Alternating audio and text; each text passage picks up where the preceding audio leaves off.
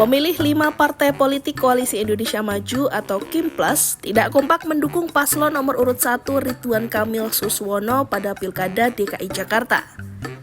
Hal ini tercermin dalam hasil survei Lembaga Survei Indonesia atau LSI DNIJA yang dirilis pada Rabu 30 Oktober 2024. Dalam surveinya, LSI menyebut pasangan Pramono Rano Karno justru mendapat limpahan suara dari pemilih PKS, Golkar, PKB, Nasdem, dan PPP.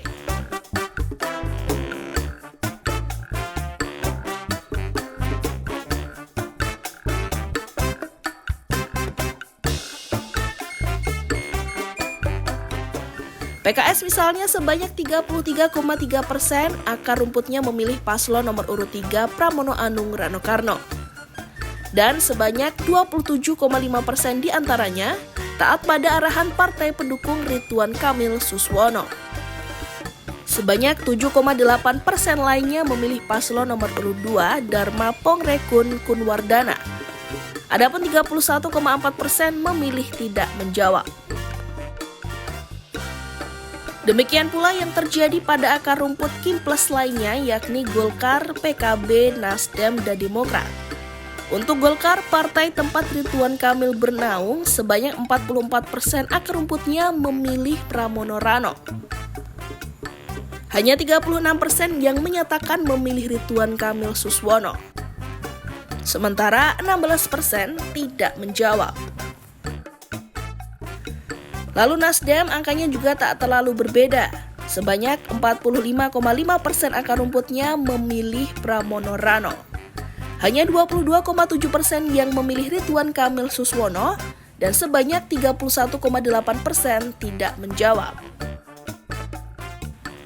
Untuk PKB, presentase akar rumput yang memilih Pramono Rano juga lebih tinggi, yakni 50%. Hanya 41,7% yang memilih Ridwan Kamil Suswono dan sebanyak 8,3% tidak menjawab.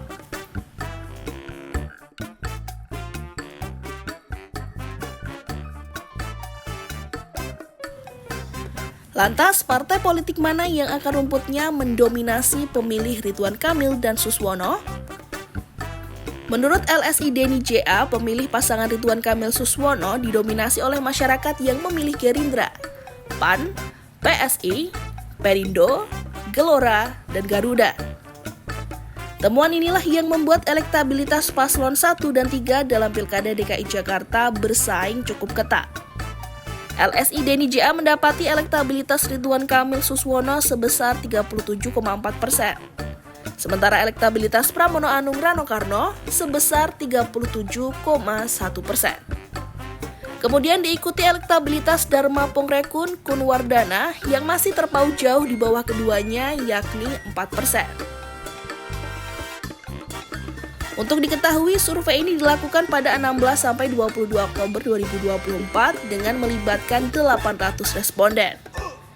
Ratusan responden tersebut merupakan seluruh WNI di DKI Jakarta, Jawa Tengah, dan Jawa Timur yang telah berusia 17 tahun ke atas atau sudah menikah.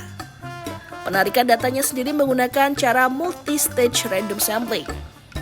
Dari 800 responden, margin of error-nya adalah 3,5%, di mana setiap individu dalam populasi memiliki peluang yang sama untuk terpilih. Pengambilan datanya dilakukan secara tatap muka dengan responden menggunakan instrumen kuesioner.